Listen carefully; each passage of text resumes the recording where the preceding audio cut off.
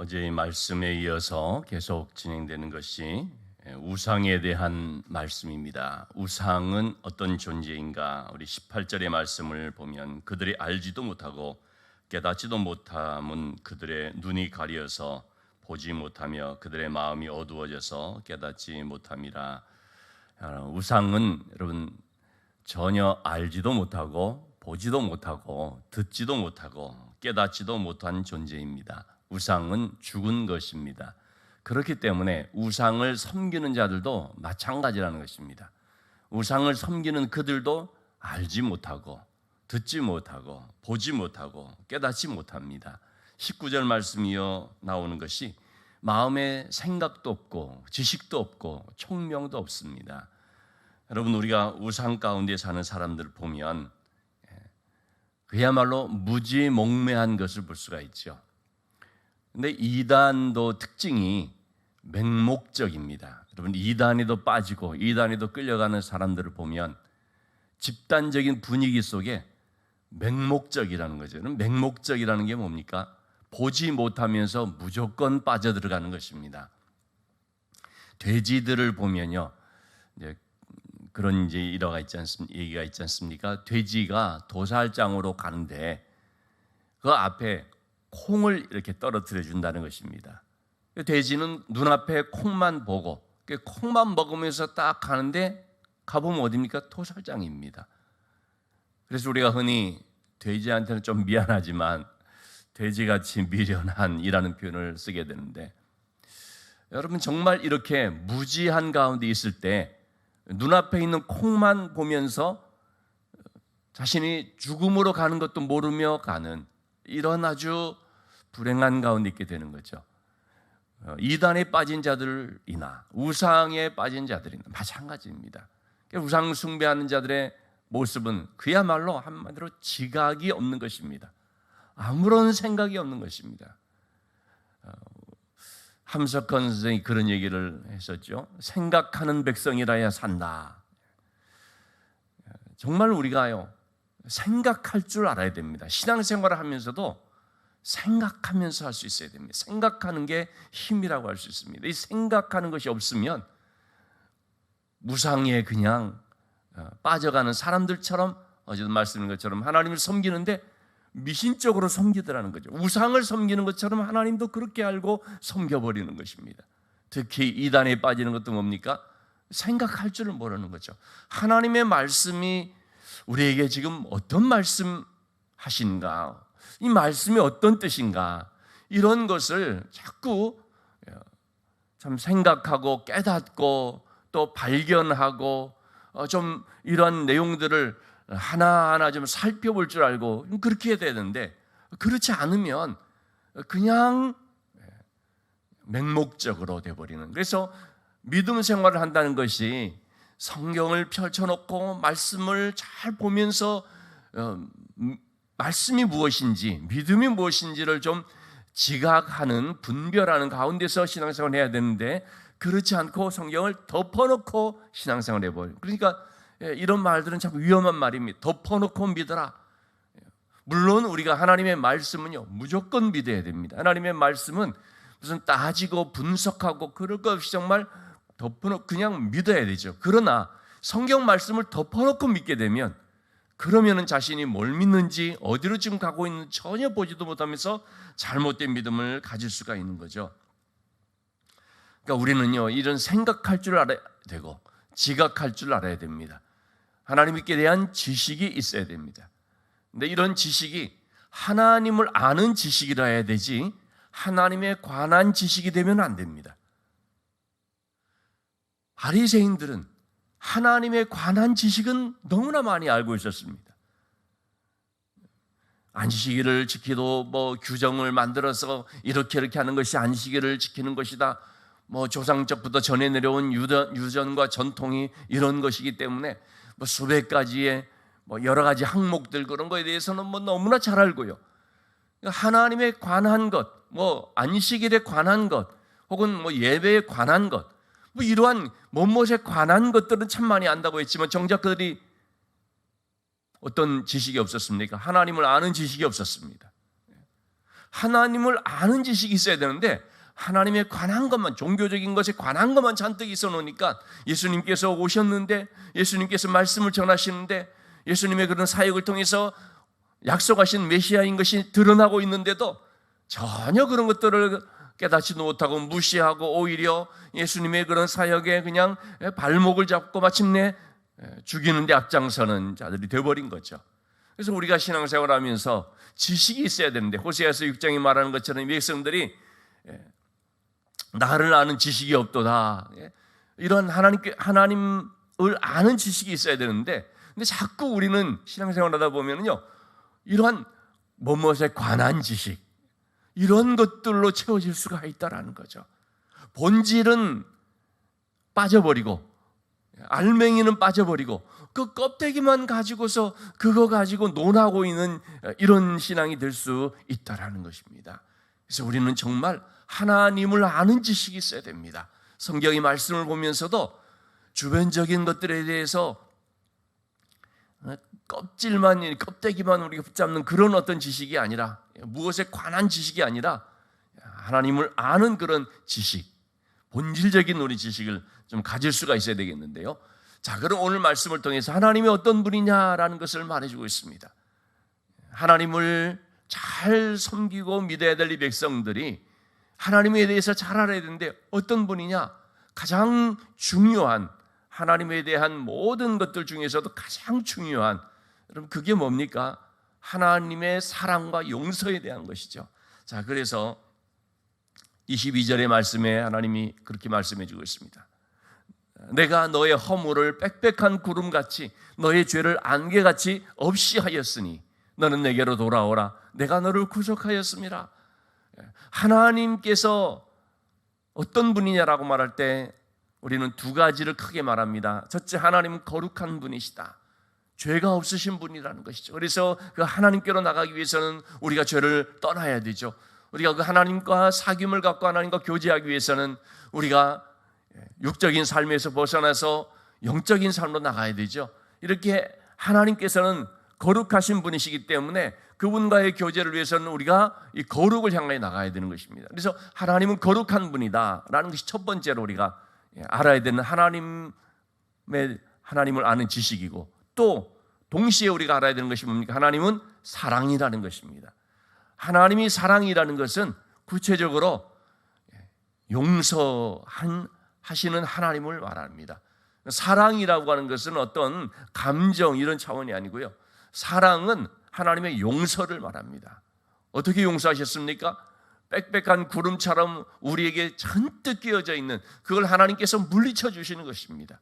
이것이 바로 하나님께서 우리를 용서해 주시는 것인데, 그런데 하나님이 이 죄를 용서해 주시는 것은 그냥 말로만, 그래 이제부터는 내가 너의 모든 죄를 기억하지 않을게, 이제부터는 내가 다 그냥 깨끗이 잊어버리고 용서할게, 그렇게 하는 것이 하나님의 용서가 아니죠.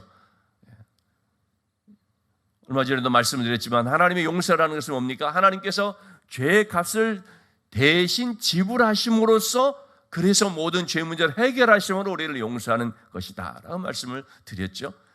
말로서 그냥 없던 걸로 하자가 아닙니다. 여러분, 없던 걸로 하자고 해서 그게 없어집니까? 엄연히 지불해야 될 대가가 있는데, 죄에는 값이 있거든요. 잘못한 거에는 반드시 대가가 있거든요. 그것이 해결되지 않은 가운데서 없던 일로 하자, 서로 잊기로 하자 한다고 해서 문제가 해결되는 것이 아니죠. 바로 이 문제, 이 값을 해결해 줘야지만 그래야 이 문제가 풀려지는 것이죠. 죄값은 사망입니다. 우리가 모든 그 죄에 대한 값을 지불해야 되는데 그것은 사망이거든요. 누구도 이것을 지불할 수가 없습니다. 그래서 예수님께서 우리를 대신하여 십자가에서 죽으심으로 이 우리가 갚아야 될 모든 죄의 값을 다 갚으셨죠. 이게 속량이라고 하는 거죠. 속량이라는 것은 그 대가를 지불하다라는 뜻이죠. 자, 그래서 오늘 말씀에도 내가 너를 구속하였다라고 하나님 말씀하실 때 구속이라는 것이 뭐냐면 바로 이와 같은 속량에서 우리를 구해 주셨다. 그래서 구속이라고 하는 말을 쓰는 거죠. 속량하다라는 것이 바로 여기 구속이라는 말 속에 들어가 있는 것입니다. 대가를 지불해서 그래서 이 문제를 하나님이 해결해 주셨기 때문에 누구든지 그 하나님의 용서의 은혜를 믿는 자는 하나님께서 그렇게 깨끗이 죄 사하여 주시고 하나님의 자녀를 삼아 주시는 것을 볼 수 있습니다. 때문에 너는 이제 내게로 돌아오라. 왜냐? 내가 너를 구속하였기 때문에. 즉 하나님께서 그들의 모든 죄를 다 담당해 주심으로써 그들을 용서해 주셨다라는 것입니다. 우리는 그래서 하나님을 안다고 할 때 반드시 이것을 알아야 되는 거죠. 하나님은 사랑이시다. 그리고 그분이 용서해 주셨다. 여러분, 집을 나간 탕자 둘째 아들이 탕자가 화랑방당하여 이제 굶어 죽을 상황이 되지 않습니까? 이 죽음의 위기 속에서 그는 어떤 선택을 합니까? 아버지께로 돌아가자. 근데 그가 아버지께로 돌아가자라고 할 때에 그 아버지께로 돌아갈 수 있었던 것은 아버지에 대해서 알았기 때문이었습니다. 여러분, 아버지에 대해서 잘 모르게 되면 어떤 생각을 하고 어떻게 마음이 굳어지게 됩니까? 내가 아버지께로 돌아가면 난 맞아 죽을 거야. 내가 아버지께로 돌아가도 문전박대를 당하고 너 같은 자식 필요 없다.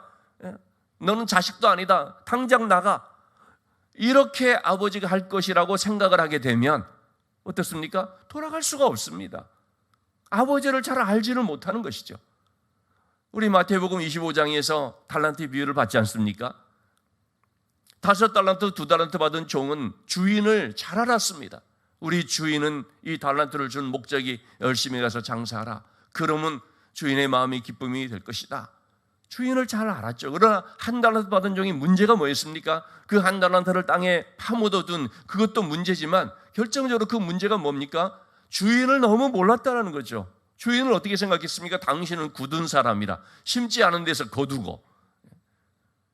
주인이 굳은 사람이 아니었습니다. 자기가 굳은 마음을 가졌던 거죠. 주인을 너무나 잘 몰랐던 것입니다.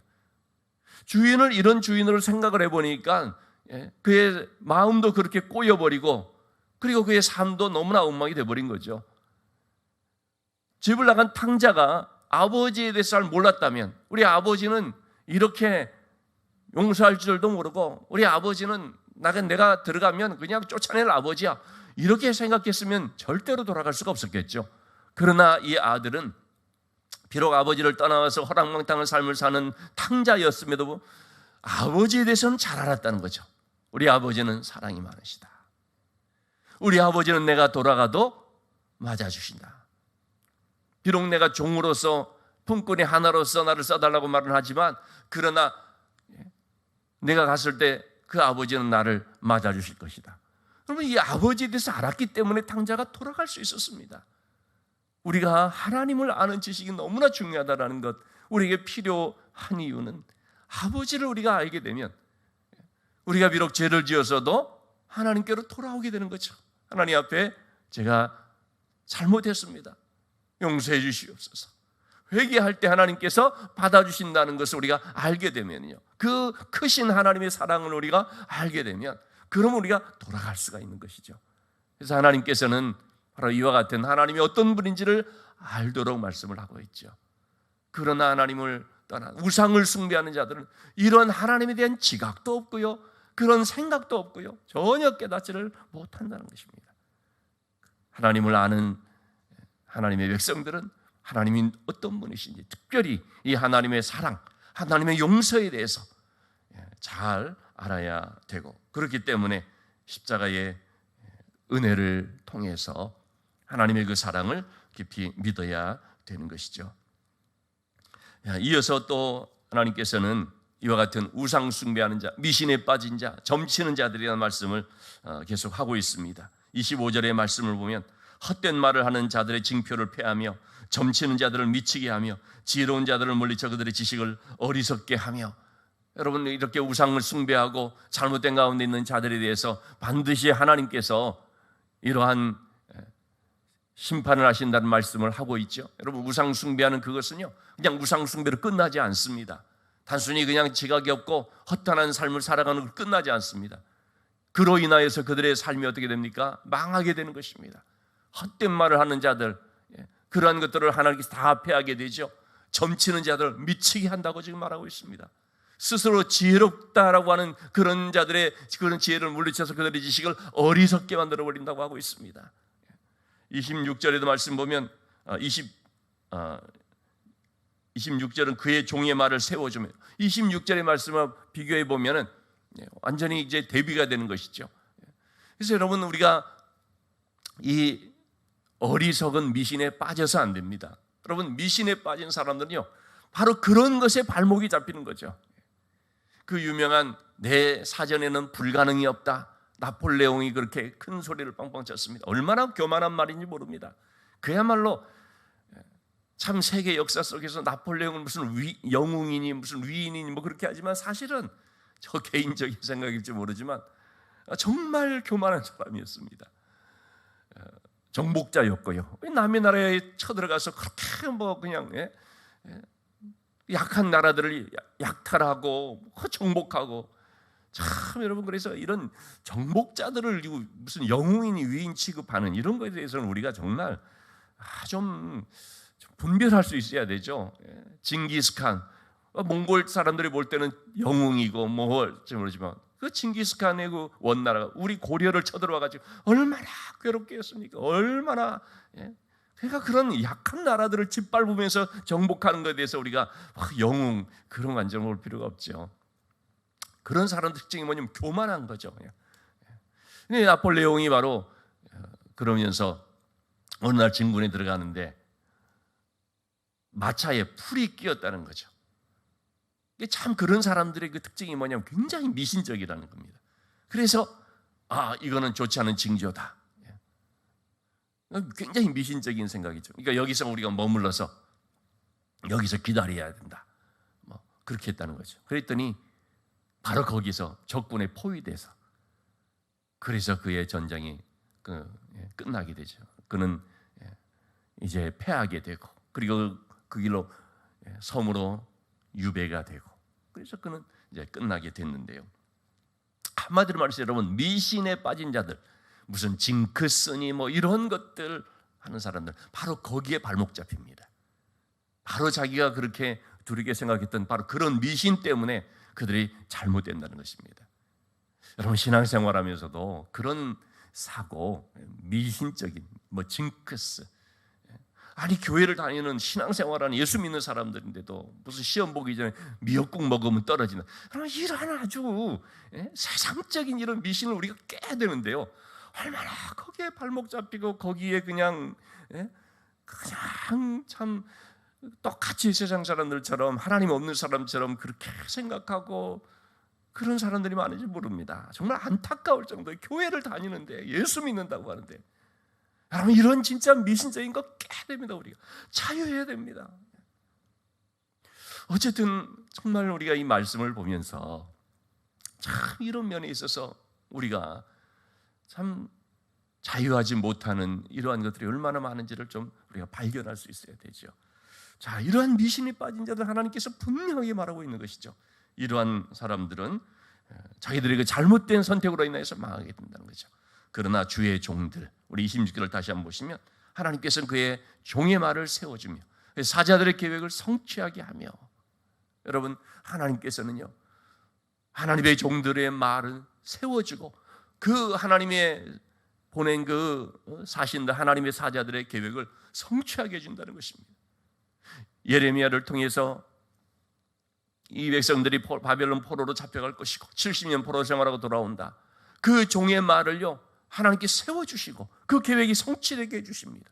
이사야를 통해서도 지금 계속해서 말하고 있는 이 백성들의 지금 참 징계를 받아서 포로 생활하게 되는 모든 그런 말들에 대해서 아직 일어나지도 않은 말이지만 하나님이 그 말을 이루게 해주시는 것이죠. 주의 종의 말을 체면을 세워준다는 차원이 아니라 그 말을 세워준다는 것입니다. 그래서 그의 종들을 통해서 계획이 이루어지게끔 만드는 것입니다. 스룹바벨을 통해서 바벨론 포로에서 돌아와서 성전을 짓는 그 일을 이루어 주시고, 느헤미야를 통해서 와서 성벽을 재건한 그 일을 이루어 주시고, 여러분, 이렇게 주의 종의 말들을 하나님께서 말을 세워주시고 그 말에 권위가 있게 해주시고, 사무엘서에 나오는 것처럼 사무엘의 한 말은 하나도 땅에 떨어지지 아니하더라 라고 하나님께서 그렇게 그의 말을 세워주시고 그의 말에서 나온 그 일들을 이루어 주시고 계획을 성취시켜 주시는, 바로 그것은 무엇 때문이겠습니까? 그것은 바로 이 주의 종들이 하나님의 말씀을 믿고 순종하기 때문입니다.